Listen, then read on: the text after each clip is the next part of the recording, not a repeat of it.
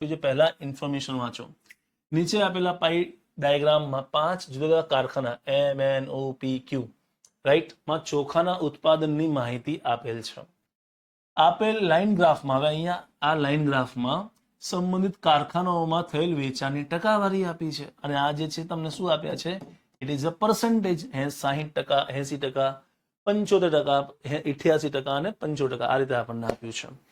પહેલો પ્રશ્ન શું છે? નીચે પૈકી કયા કારખાનામાં ચોખાનું વેચાણ મહત્તમ છે? ઠીક, તો પહેલા જોઈએ ઉત્પાદન સૌથી મહત્તમ ક્યાં છે? બોલો સર, ઉત્પાદન છે ને સૌથી વધારે પી માં થાય છે, 25%. ઠીક, ઉત્પાદન આમાં સૌથી વધારે થાય છે? બોલે જી સર. તો શું પી માં વેચાણ સૌથી વધારે થઈ રહ્યું છે? બોલે હા સર. તો ઉત્પાદન પણ હાઈ, વેચાણ પણ હાઈ, તો સૌથી મહત્તમ શું હશે? પી હશે. આમાં કોઈ ગણવાની, આ ઓબ્ઝર્વેશન ક્વેશ્ચન છે. તમે પ્રોપર ઓબ્ઝર્વ કરો, આન્સર ટીક કરીને આગળ વધી જાઓ. સમજી રહ્યા છો મિત્રો? હવે આમાં તમે કહો કે ના ના સાહેબ પેલા આપણે બધાના કાઢવા પડે, તો કાઢો ભાઈ, તમારા પાસે ટાઈમ છે, કાઢો. છે તમારા પાસે ટાઈમ. ઓબ્ઝર્વેશનથી આ વસ્તુ ક્લિક થઈ શકે છે.